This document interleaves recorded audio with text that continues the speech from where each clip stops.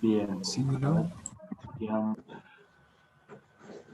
Bueno, creo que les he dado todo. Allá vamos. A ver, empecemos con funciones a valores vectoriales o funciones vectoriales. Estos son los temas.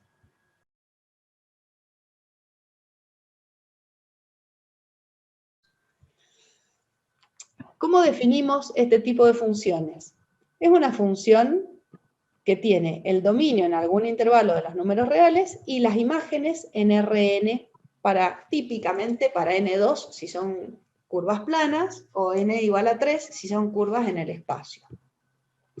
Entonces, a cada valor t de la variable independiente le asignamos un vector r de t formado por f sub 1 de t, f sub 2 de t, f sub n de t, funciones componentes de la función vectorial r, y cada una de las funciones componentes es una función escalar como las que estudiaron en análisis matemático 1.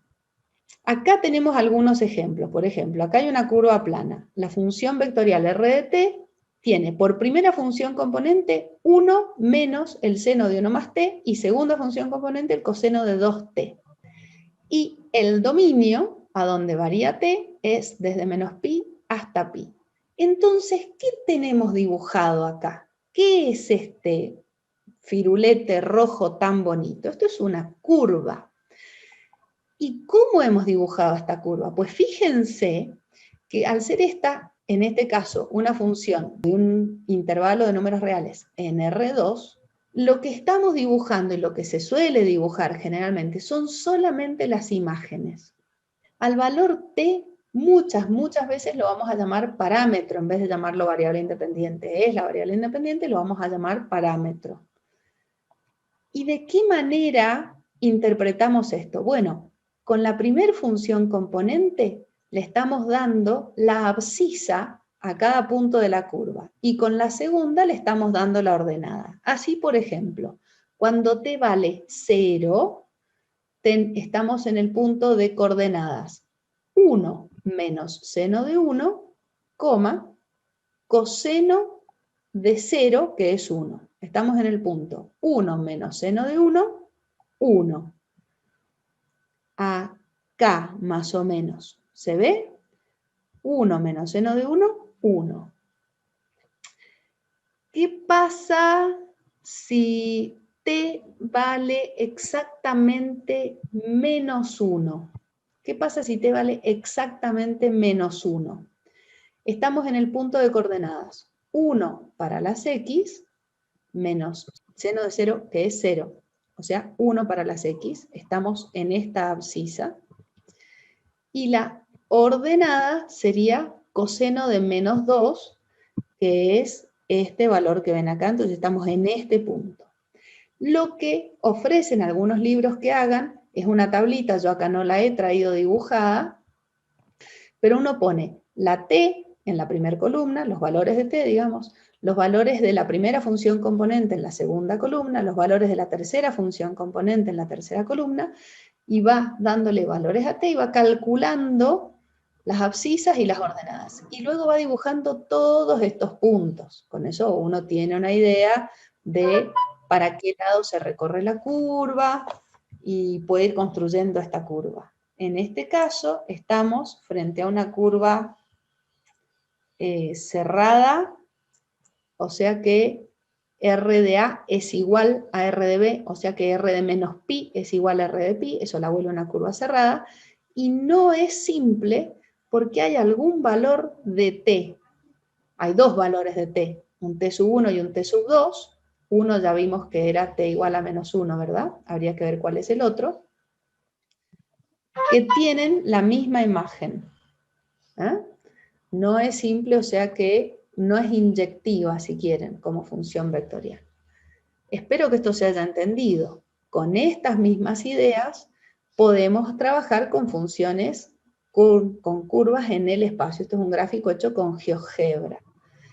Lo que hay que entender es que acá lo único que estamos dibujando son las imágenes, y en este creo que se ve con mucha claridad que la t no aparece en el gráfico. Lo que aparece es la primera función componente y la segunda función componente, pero la t no está en el gráfico, ¿eh? Tampoco lo está en este. Esto se dan cuenta que no es muy fácil de dibujar a mano alzada, ¿no? Veamos algunos ejemplos más caseros. R de t, funciones componentes coseno de t, seno de t, y t barre todos los valores de 0 a 2pi. ¿Saben qué gráfico vamos a obtener? Cuando t valga 0, vamos a estar en el punto 1, 0. Cuando t valga pi sobre 4, vamos a estar en el punto raíz de 2 sobre 2, raíz de 2 sobre 2. Cuando t valga pi sobre 2, vamos a estar en el punto 0, 1, y así. A medida que vayamos tomando todos los valores, iremos construyendo toda esta curva. Yo que tengo un lío.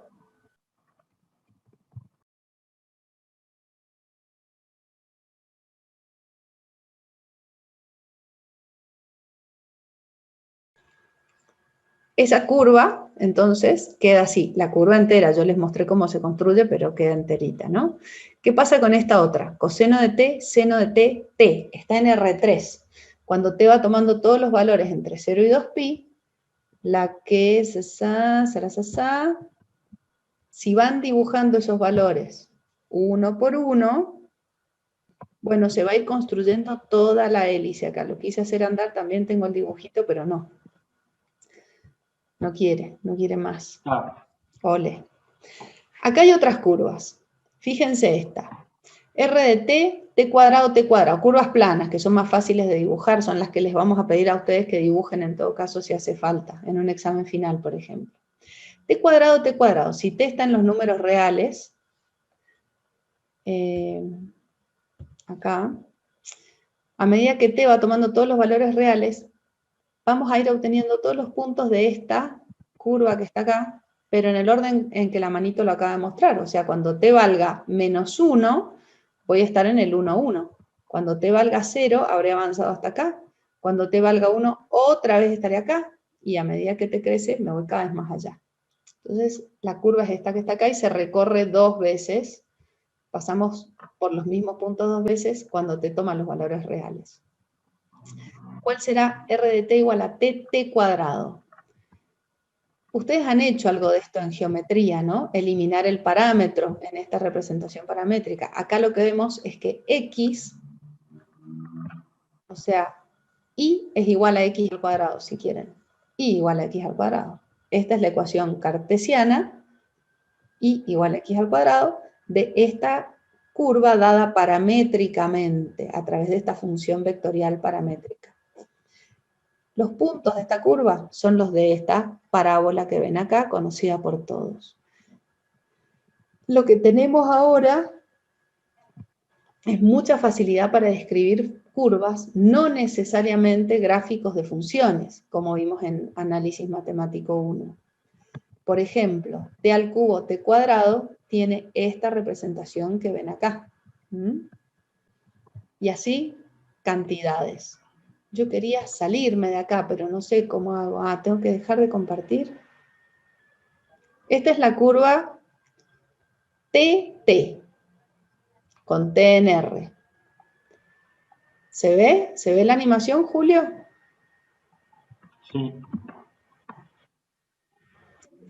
TT, entonces pueden ver que la velocidad de recorrido es uniforme. ¿Qué pasa si vemos esta otra? Acá está, qué tonta que soy. Esta es T cubo, T cubo. Entonces pueden ver cómo, en realidad, los puntos que recorre son los mismos, pero la descripción del mismo lugar geométrico es otra. Y tenemos una distinta velocidad de recorrido en cada punto, a diferencia de la anterior, en la que la velocidad de recorrido era uniforme. Entonces, distintos ejemplos de curvas, y a veces el mismo lugar geométrico se puede representar paramétricamente de formas diferentes, como vimos recién. Vamos a seguir la idea que tienen algunos autores. Esta idea sé que es de Rudin, y de los demás ya no sé quién dijo qué, porque se me hace un lío brutal. Que asocia, digamos, llama curva no al lugar geométrico, sino al lugar geométrico con la función. Entonces, esta que está acá, esta función representa este lugar geométrico y lo vamos a llamar curva, con esta función. Pero este mismo lugar geométrico se puede representar de otra manera, entonces lo vamos a considerar como si fuera otra curva. ¿Estamos de acuerdo?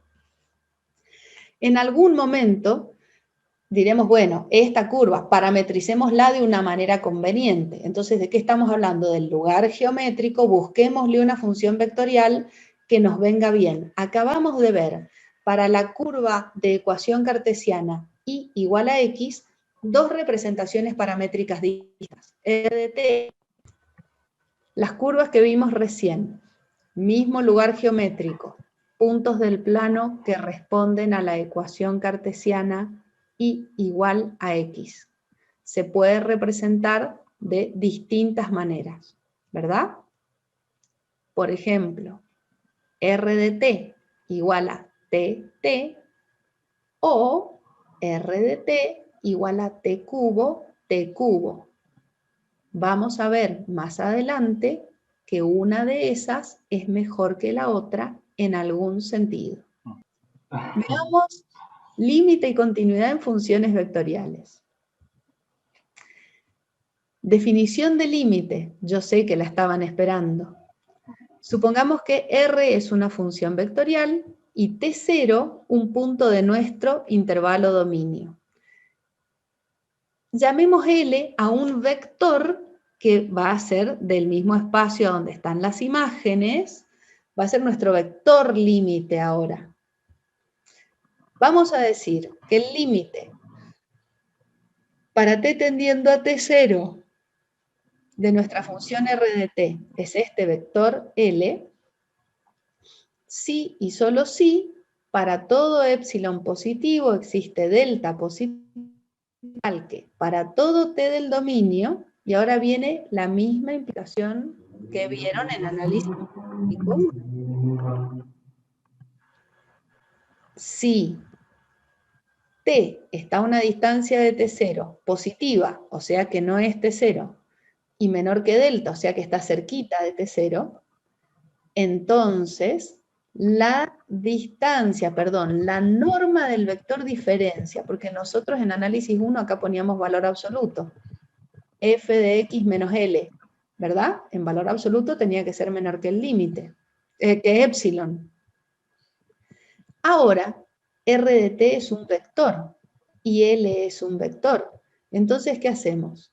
El vector diferencia, y a ese vector diferencia le medimos el largo.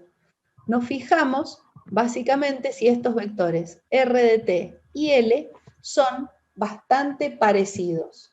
Para ver si son parecidos, diferencia, o sea, la distancia entre las dos puntitas, si quieren, de estos dos, y nos fijamos si ese vector diferencia es bastante cortito. ¿Se entendió la idea? Sí, profe. ¿Ven cómo esto es una generalización de lo que ustedes ya sabían? ¿Ven que es casi la misma definición que ya han estudiado? Sí, Gracias. sí. ¿Qué cambia?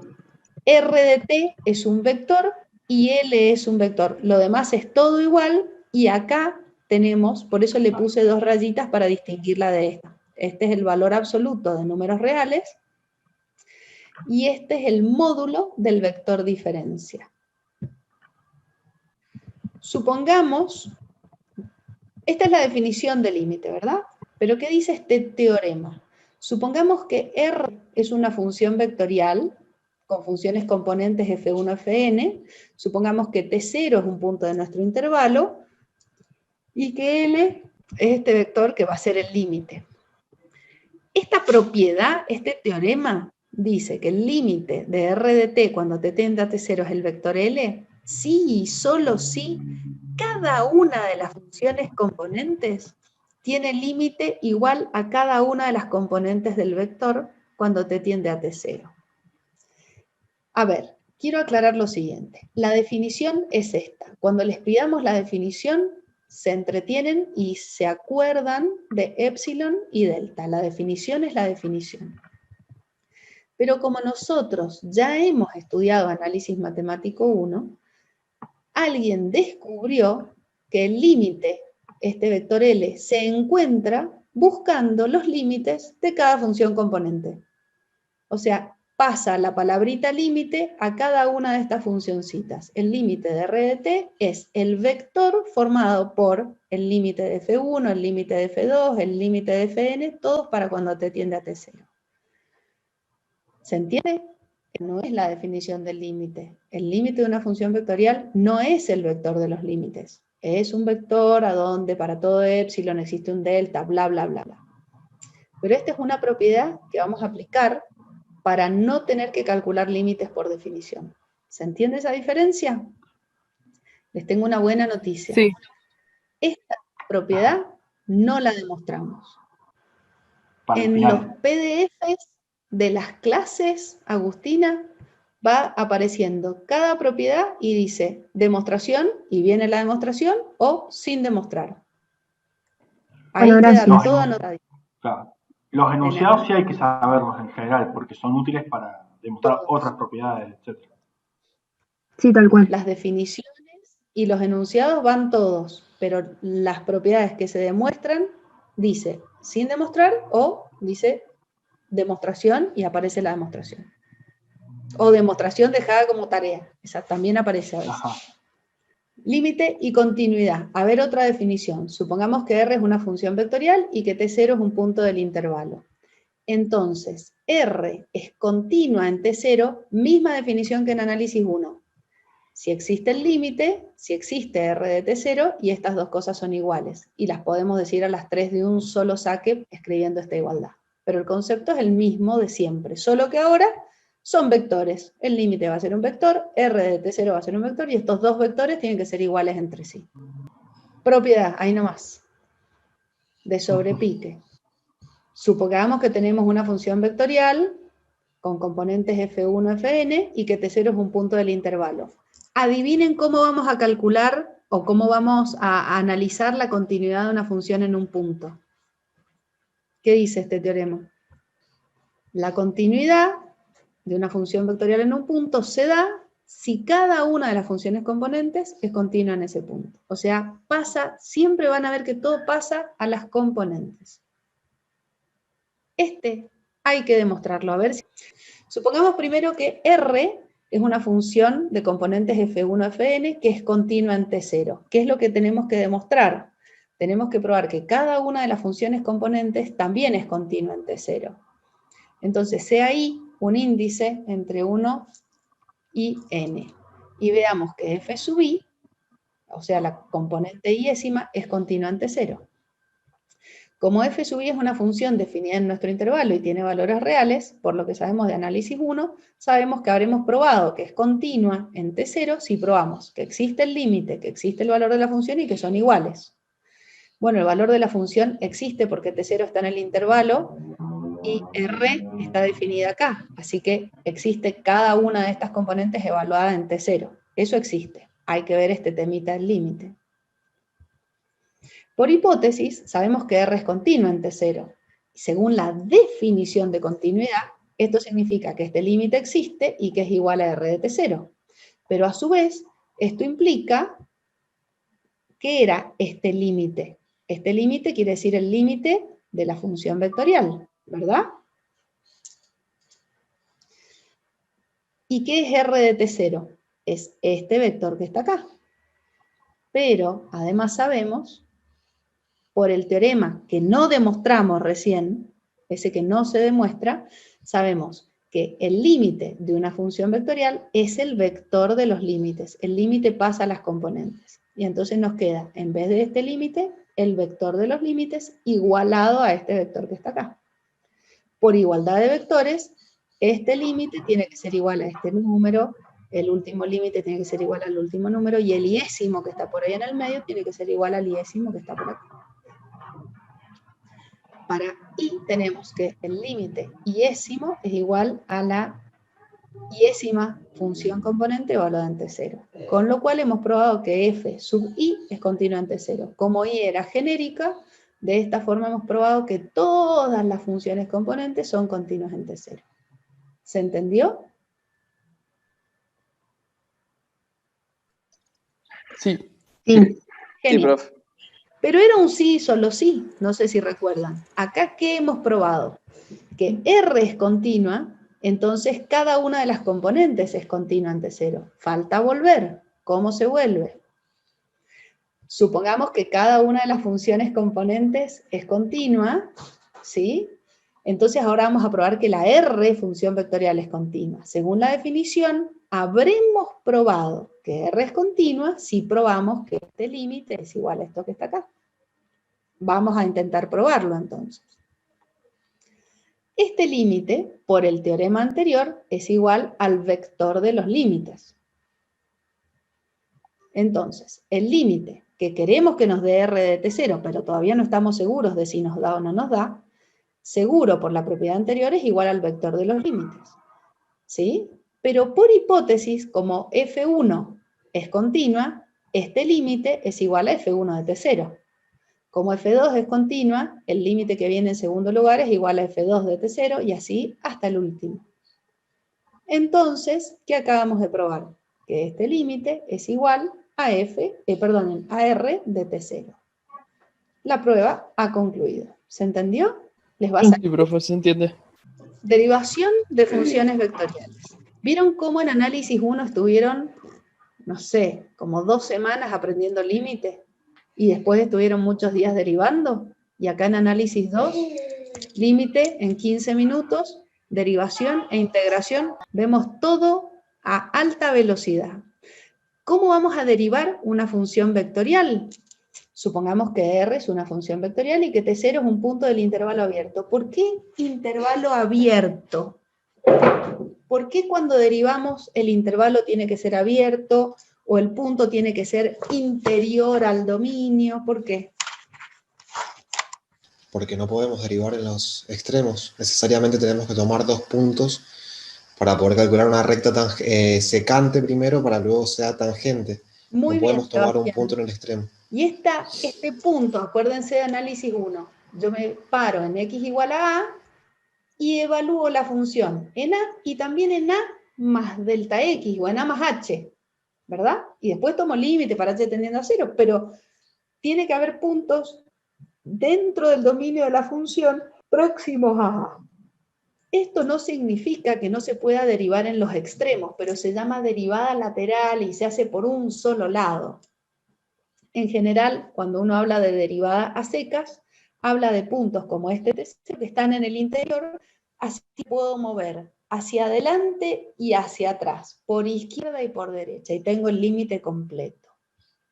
Se define la derivada de R con respecto a T en T0 por el límite, cuando delta T tiende a 0, de R evaluada en T0 más delta T, menos R en T0 sobre delta T. Este cociente no debiera sorprender a nadie. ¿No es cierto? Eso se llama R' en T0, acá dice coma, y acá viene una aclaración muy importante. ¿Qué aclaración está faltando acá? Siempre que el límite exista. Perfecto. Perfecto. Si eso falta, sale fea la definición de derivada. Esta es la definición de derivada en una función vectorial. ¿Qué interpretación le vamos a dar? Cuidado, porque acá yo he puesto límite con una frescura, les he mandado el cociente incremental, total, cuidado. A ver, pensemos un poco en las dimensiones. R en T0 es un vector de Rn, sea R2 o R3, lo usual. R de T0 más delta T también es un vector de Rn. Vector menos vector se puede hacer. ¿Qué obtenemos? Un vector. ¿Se puede dividir un vector por un número? Oficialmente no. En álgebra no les deben haber enseñado a dividir vectores por escalares, pero sí les han enseñado a multiplicar un escalar como 1 sobre delta T por un vector. Eso sí se puede hacer, ¿verdad? Entonces, ¿por qué ponemos una división? Porque entendemos que estamos haciendo 1 sobre delta T por ese vector, que es una operación que sí está permitida, y al escribirlo de esta manera, nuestra cabeza tiene que recordar muchas menos cosas que antes. No es necesario ponerme a escribir la definición de derivada de una forma diferente. Así que se escribe así, lo usual es escribirlo así, y entendemos que no hay ningún problema de multiplicar un vector por 1 sobre delta T. ¿De acuerdo? Ahora a la interpretación. Supongamos que esta celestita que está acá es la curva dada por R de t. Recuerden que, ¿qué quiere decir eso?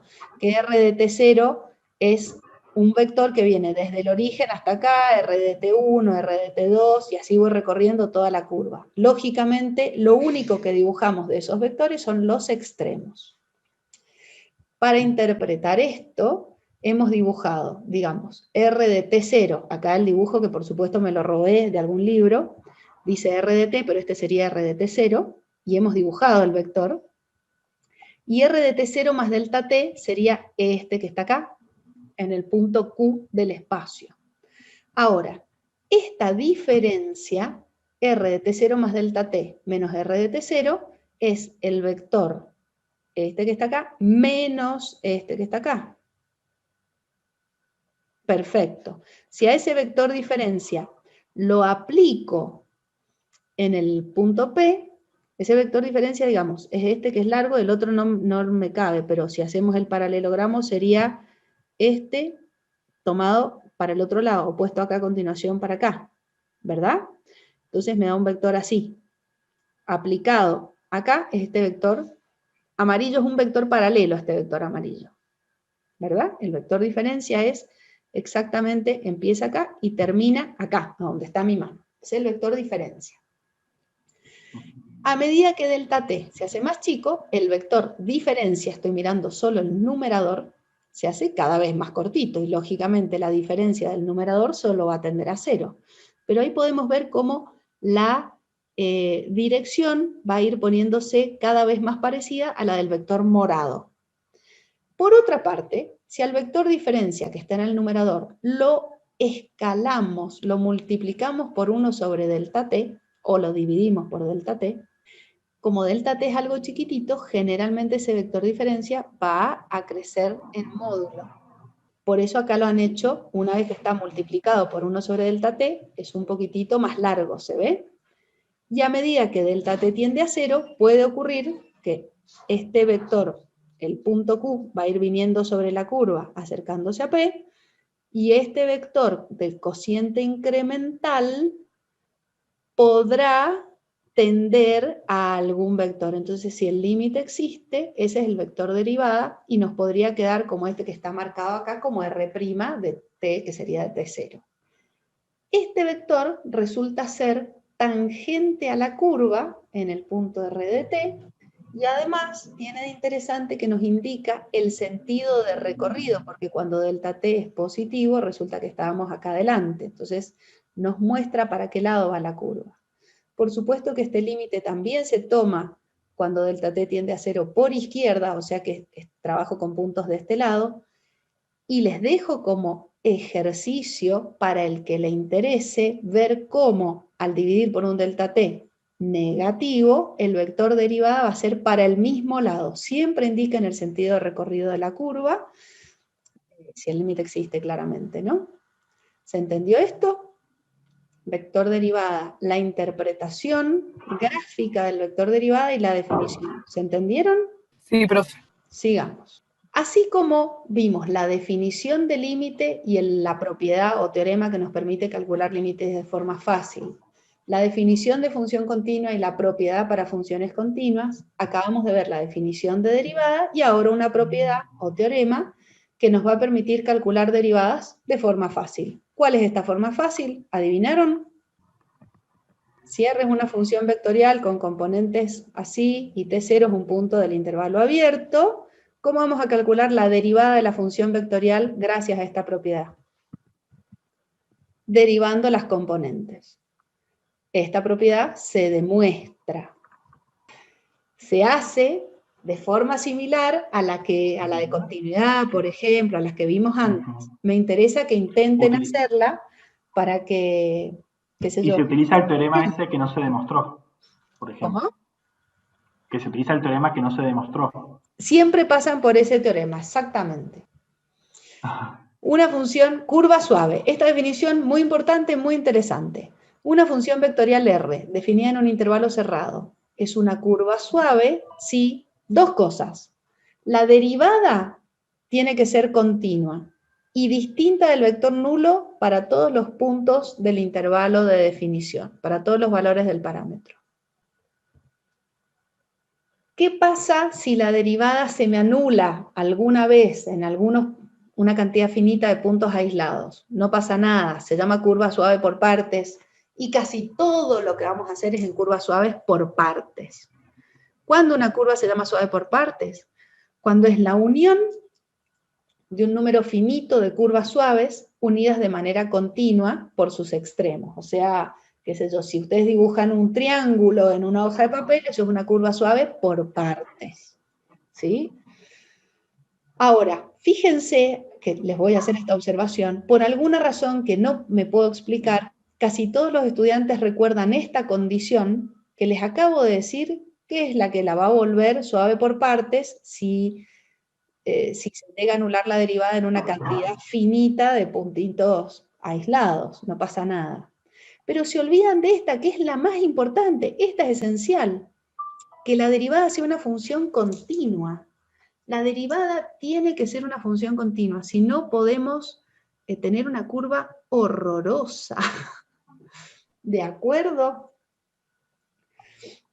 Bien, nada, curva suave, definición, hay que estudiarla, memorizarla y hacerse amigo. Ejemplo, analice si es suave cada una de las siguientes curvas. A ver, esta la vimos recién andando, ¿se acuerdan? Como lugar geométrico, o si quieren, buscamos la ecuación cartesiana, es y igual a x. ¿Qué opinan? ¿Es suave o no es suave? ¿Cómo hacemos para decidir si es suave? Me vuelvo un segundo. Para decidir si es suave, tiene que ser la derivada continua y nunca vector nulo. Entonces busquemos la derivada. La derivada es el vector constante 1, 1. ¿Como función vectorial es continua? Y sí, cada componente es constante, o sea que cada componente es continua. Por propiedad, la función vectorial R' de t es continua.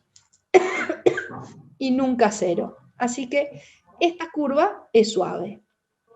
Esta también la vimos dibujada hace un rato, ¿lo recuerdan? T cuadrado, esa llega hasta el origen y se vuelve a ir. ¿Qué opinan? ¿Será suave? ¿Cómo hacemos para decidir si es suave? Buscamos su derivada. 2t, 2t. ¿Se anula para algún valor de t?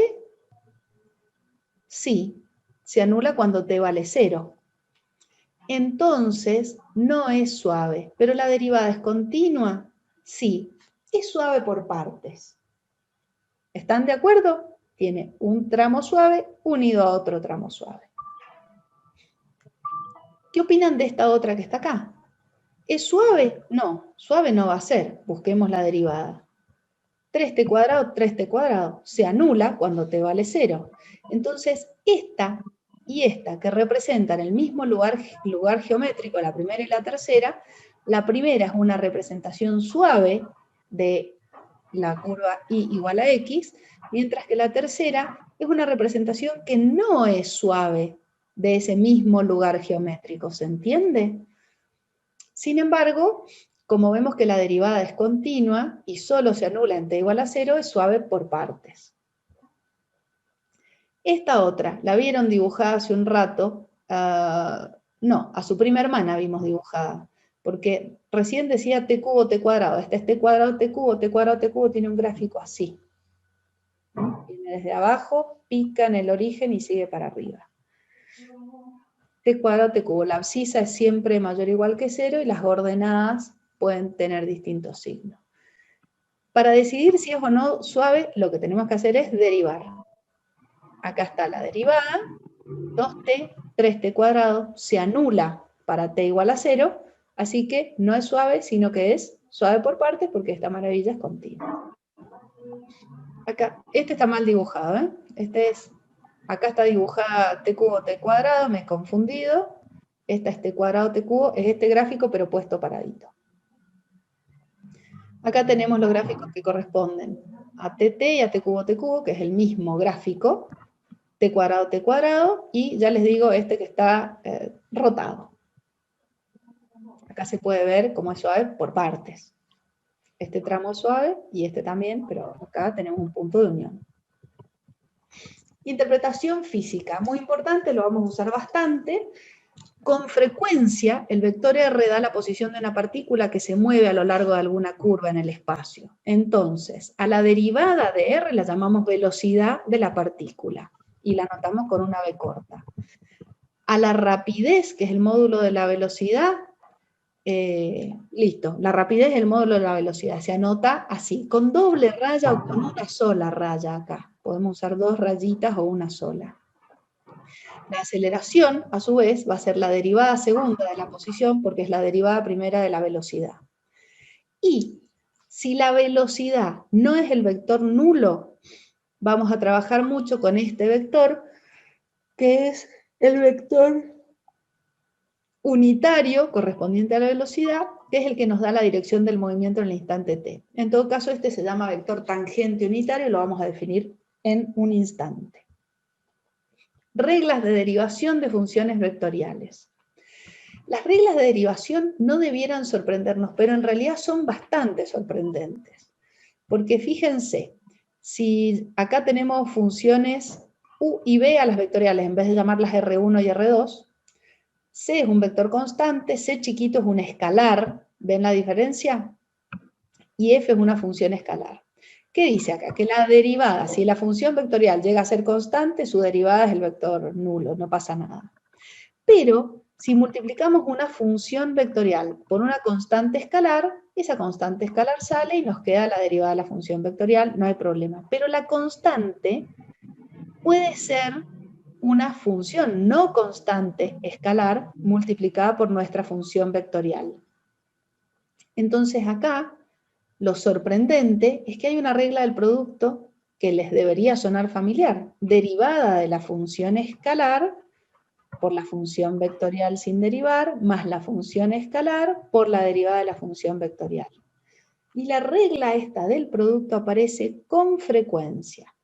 Si sumamos o restamos funciones vectoriales, al derivar nos queda la suma o resta de las derivadas, esa no nos sorprende, pero acá tenemos dos productos. Como son funciones vectoriales, podemos hacer producto escalar o producto punto, producto interior, entre las funciones y derivar el producto. Y sorprendentemente aparece otra vez la regla del producto. Y si la función tiene valores en R3, podemos hacer el producto vectorial de las funciones y derivar esta nueva función que es el producto vectorial, y sorprendentemente también tenemos la regla de la derivada de un producto con el producto que toque, si es vectorial con vectorial, si es escalar con vectorial, con escalar. Si es con una función, lógicamente son numeritos, no ponemos nada. Y además hay una derivada para la composición, la derivada de una función vectorial, pero en lugar de evaluarla en t, la evaluamos en f de t, tenemos una regla de la cadena. La derivada de f por la derivada de u en f de t. Todas estas propiedades son ejercicios que tienen que resolver. Están hechas algunas, las más fáciles están dejadas como ejercicio, y las otras están, esta creo que está hecha en el Thomas, de varias variables. Pero el Thomas hace esta, creo que era esta, y no me gusta cómo la hace verdaderamente. Por eso, la del producto vectorial la trajimos acá, para que les quede hecha. Digamos que las funciones u y b tienen funciones componentes u sub 1, sub 2, u sub 3, b sub 1, b sub 2, b sub 3. ¿Qué vamos a probar? Que la derivada del producto vectorial obedece a una regla del producto. ¿Cómo lo hacemos? Y ponemos el producto vectorial. Estas son funciones, recuerden, pero el producto vectorial va a ser una función con estas tres funciones componentes. Ahí hice el determinante, me fijé cuánto daba, y si no me he equivocado, está todo bien acá. Aplicamos la propiedad de derivadas, o sea, la derivada de una función vectorial es el vector de las derivadas. Y acá, en cada componente, tenemos la derivada de una resta, que es la resta de las derivadas, y a su vez, la derivada de un producto y de otro producto, a donde hacemos, como estas sí son funciones de una variable real, funciones reales de una variable real, podemos hacer la regla del producto. Entonces acá queda la derivada del primero por el segundo, más el primero por la derivada del segundo. Menos, menos. La derivada del primero por el segundo, más, pero con el menos de adelante queda menos, el primero por la derivada del segundo. Y lo mismo con las otras dos componentes que están largo que siguió en el renglón de abajo. Y ahora, mirando esto, y como dijo bien el Julio en una consulta, sabiendo a dónde quiero llegar, si llego a este merengue, me freno acá y digo, listo, hasta acá llegué, me hundo con el barco. No, ahora como la propiedad decía que esto tenía que ser igual a esto otro, puedo desarrollar esto otro, escribo esto, veo qué quiere decir, saco los productos vectoriales y los sumo, y veo que me da lo mismo que acá arriba. Fin del problema, demostrada la propiedad. Acá, para ahorrar diapositiva de PowerPoint, yo se los hice de un tirón. De acá ordené un poquito, no sé lo que hice, este lo junté con este. ¿Está bien? No, con este. Este con este y este con este. Los ordené un poquitito en dos vectores y queda esto. ¿Se entendió? Bien.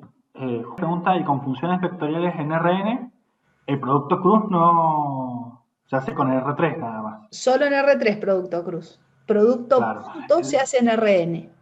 Exacto. Y ahí se ponen los puntitos suspensivos para poder hacerlo.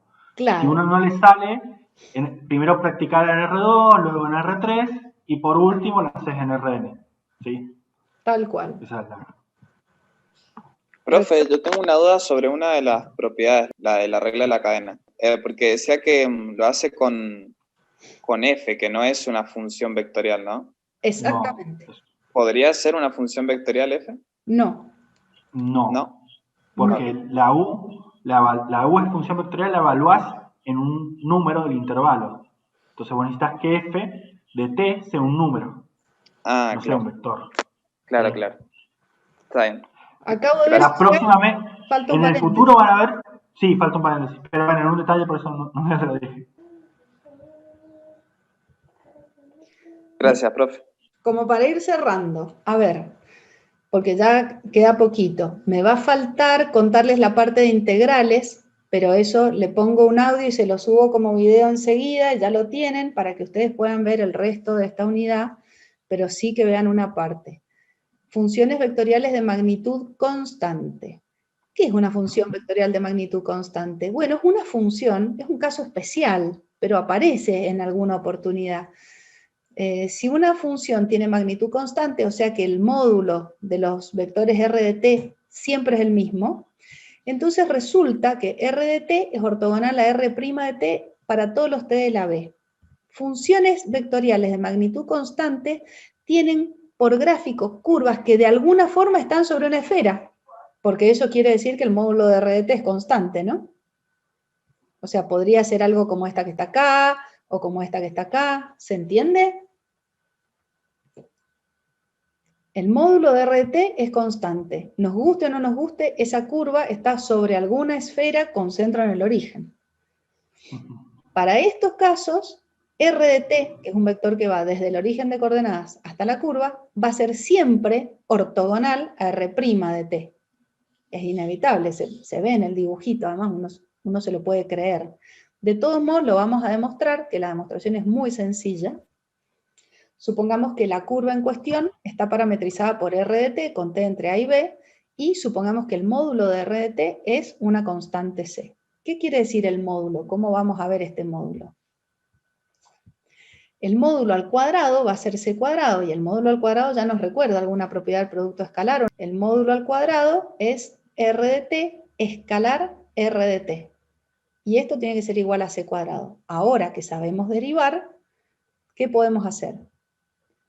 Aplicando la propiedad de derivar el producto escalar, derivemos el producto escalar, la derivada del primero por el segundo, más el primero por la derivada del segundo. Pero esto lo miro bien, como el producto escalar conmuta, esto es dos veces r de t escalar r' de t. Y la derivada de c cuadrado es 0. Pasemos el 2 dividiendo, ¿y qué nos quedó? Que r de t escalar r' de t da 0, que es lo que queríamos probar. ¿Verdad? Entonces, hemos probado que funciones de módulo constante tienen derivada ortogonal a la función r de t, para todo t del intervalo. Llegamos a integración. Esta parte, les voy a mostrar lo que se van a encontrar en un video con audio. El PDF ya lo tienen subido, por si acaso, pero no le he puesto audio porque pensé que lo iba a poder dar ahora. Vamos a definir antiderivada, integral indefinida, integral definida y función integrable. Miren esto, la integral va a ser el vector de las integrales, así que va a ser una papa. Algún ejemplito resuelto. Y vamos a definir longitud de arco. Y esta parte, acá presten atención al video, vamos a ir lentamente. Se parece a lo que vieron en análisis 1, si bien el trabajo está desarrollado para R2, ahora en realidad podemos trabajar hasta en Rn. Entonces tenemos la longitud de arco y vamos a hablar de la parametrización natural o parametrización con respecto a la longitud de arco. Y acá tienen un par de ejemplos desarrollados. Esto es algo que no vamos a hacer más que en este PDF. Y finalmente van a llegar a esta última parte, que esta ya está grabada en el video ya está subido al aula abierta para que ya lo puedan ver.